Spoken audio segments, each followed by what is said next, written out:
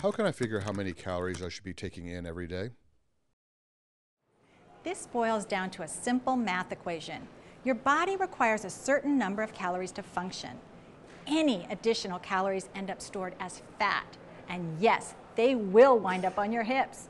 So it's a good idea to figure out how many calories you should be eating.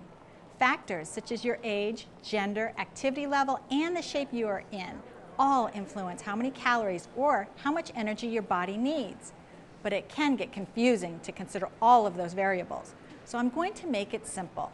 Multiply your current weight by 11.4.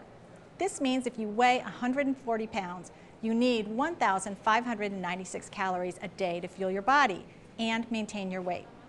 If you want to lose weight, aim for less than 1,600 calories per day. You can determine your current calorie intake by adding up the number of calories per serving of all the foods you eat throughout the day. Nutrition labels on packaged foods and beverages list calories, but pay close attention to portion size when you do your tallying. Calorie counts from other foods such as fresh fruits and vegetables can be found in those pocket calorie counter books you find at the supermarket checkout counters.